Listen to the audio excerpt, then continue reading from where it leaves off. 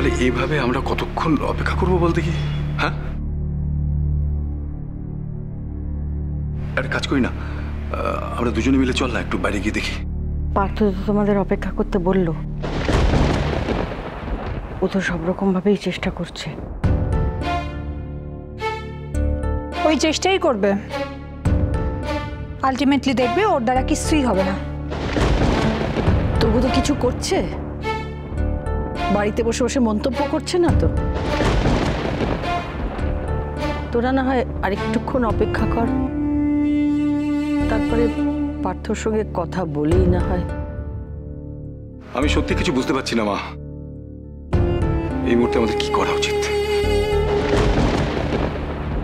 আমার খুব খুব টেনশন হচ্ছে। অলি কনক দুজনে একসাথে কোথায় কোথায় যেতে পারে? কোথায় যেতে পারে না? অলির এতটা সাহস হবার কথা নয়। আর কনক যেরকম মেয়ে, ও কখনোই এরকম কোনো কাজ করবে না। কিন্তু কিছু তো একটা হয়েইছে যাতে। না না, এটা ওরা ঠিক করেনি। এত বকা খায় ছোটর কাছে, এত কথা শোনে, তবু কেন যে ওরা। ওহো, তুমি এসব কথা বন্ধ করো তো। এখন ওরা কোথায় আছে, ঠিক আছে কিনা সেটা জানাটা বেশি জরুরি। আমি তো প্রার্থনা করছি যে যেন ওরা ভালো ভালো ফিরে আসে। যা সব শুনছি চারদিকে আজকাল।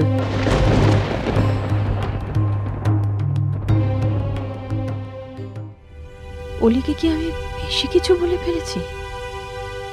টাকা জোগাড় করে এনে দেবে বললো, কিন্তু সেটা নিয়ে বুঝতে পারছি না। এত টেনশন হচ্ছে। ঠাকুর ঠাকুর ওরা যেন ঠিক থাকে, তুমি দেখে রেখো। না রে দাদা, এইভাবে আর অপেক্ষা করা যাচ্ছে না। আমি বরং পার্থর সঙ্গে একবার কথা বলি, তারপরে যা হয় করবো। হ্যাঁ,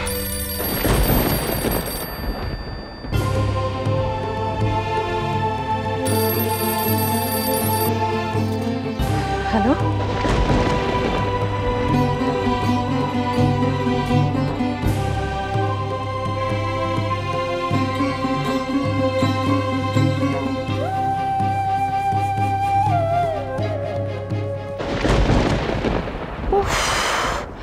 এতদিন পরে গিয়ে মনটা একটু ঠান্ডা হলো, বুঝলে মা? আরে ভোর সন্ধ্যেবেলা থেকে কনক কোথায় কনক কোথায় করে আমার ওপর যা হম্বিতম্বি করছিল না এই মহিলা, উফ! অথচ দেখো এখন ওনার বৌমা ওনার মেয়ে কারোরই কোনো পাত্তাই নেই। তাহলে বলছি শেষমেশ ওই রাহুলের ভুলেই জব্দ হলেন ওই ছোট গিন্নি। আরে দেখো না, টাকা দেবে বলে কি ভাওতাই না দিয়েছে ওই তিস্তার ভাই। আচ্ছা মা, একটা কথা আমি জিজ্ঞেস করতেই ভুলে গেছি। শোনো না মা, বাবার শরীর এখন কেমন আছে গো? তখন যা ভয় পেয়ে গেছিলাম না আমি। হ্যাঁ, এখন একটু ভালোই আছে রে। আমিও তো ভয় পেয়ে ডাক্তার দেখিয়েছিলাম। তা ডাক্তার বললেন ওই প্রেশার টেশার বেড়ে ওরকম অবস্থা হয়েছিল। কি যে কাণ্ড হয়েছিল। তা এখন একটু ঠিক হতে না হতেই পুঁতিপাজি নিয়ে পুজো ঘরে বসেছে তোর বাবা। ওগুলাই তো ওর ওষুধ। যাকে ওসব বাদ দে তো, তুই বল না তোর বাড়ির হালচালটা কি এখন? আর হালচাল, মুখে চুনকালি পড়লো বলে আরে ড্রয়িং রুমে তো সবাই হাপিত্তেশ করে বসে আছে, কখন বুঝি কোন খবর এলো সেই আশায়। আর মা, ওই মিসেস ইন্দিরা চৌধুরীর মুখটা একেবারে দেখবার মতো মা, বুঝলে? ও আমি না দেখেই বুঝেছি রে ঝিলমিল। ঠাকুরের কাছে একটাই প্রার্থনা যে ওই উলি আর কনক আজকে রাতটুকু পার করে তারপরে বাড়িতে ঢুকুক। তাহলে আমি ঠাকুরের থানে সিন্নি চড়াবো রে মা কালী দিব্যি বলছি। ওই মহিলার বড্ড ছোট মাসে যে মহান হওয়ার শখ না, ছোট মাকে যদি আমি সৎ মা না বানিয়েছি তাহলে আমারও নাম শিখা সুন্দরী না রে। আজকে টোটাল কেসটা খাবে কনক, বুঝেছো মা? বাবা, ইদানিং উনিও তো ওনার মায়ের মতো মহান হওয়ার ট্রেনিং নিচ্ছেন, বুঝেছো তো? ঝিলমিল,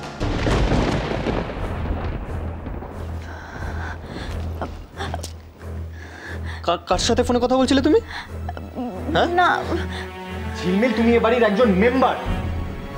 নিচে সবাই অলি বৌরানীকে নিয়ে এত টেনশন করছে আর তুমি ছি! ও বাবা, এই তো দেখছি ঝিলমিলকে হেভি মেজাজ দেখাচ্ছে। যাকে বাবা, পরে না হয় ফোন করে খবর টবর নেবক্ষণ।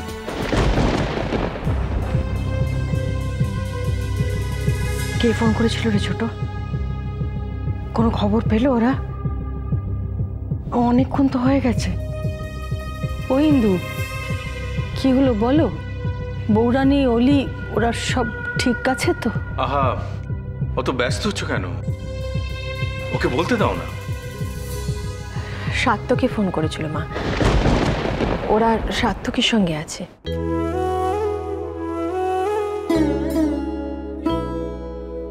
ফিরছে।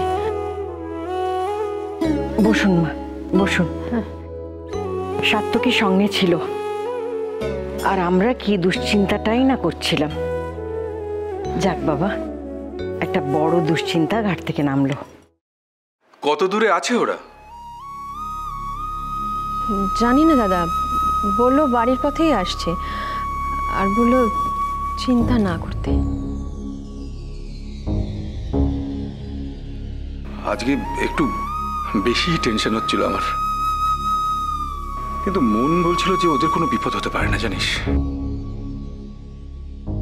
আমি একদম ভুলেই গেছিলাম যে ওরা বাড়ির গাড়ি করে গেছে।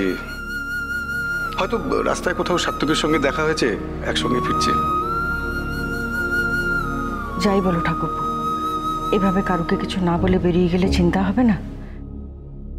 যদি সাত্তকের সঙ্গে দেখা করতে যায়, সেটা বলে গেলেই হতো। যাগ্গি বাবা, ভালোই ভালোই ফিরছে তো। ওহ, রাধা মাধব রক্ষে করেছেন।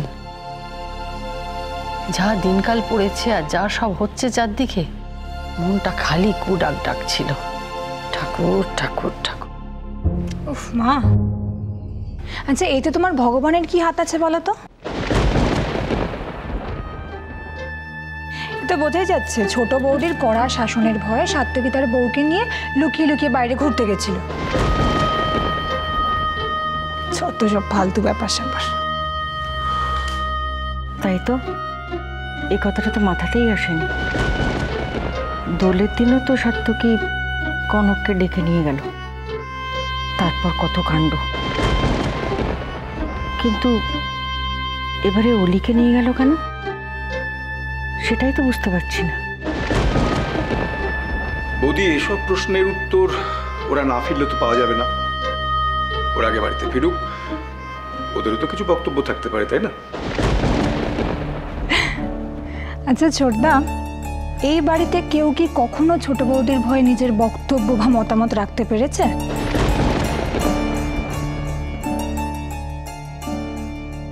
কি বলছিস কি তুই? আর তাছাড়া ছোটদা, ওরা যে সবসময় সত্যি কথা বলবে তারই বা কি মানে আছে বলো? যথেষ্ট হয়েছে, চুপ করো। যার যা প্রশ্ন ওরা আসুক, ওদেরকে করো। এখন এসব কথা বলার কোনো অর্থ হয় না। সাত্তকী,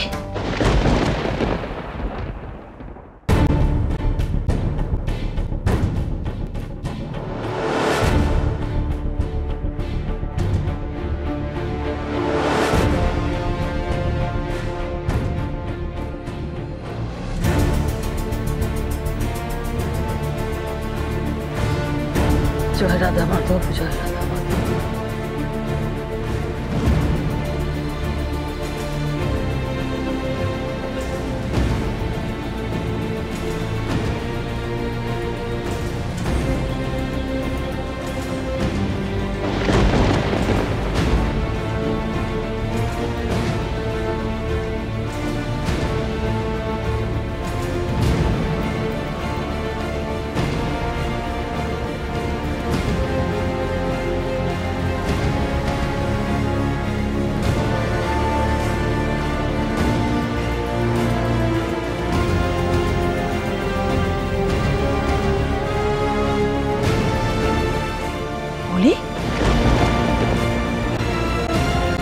সাত্তকী কি হয়েছে?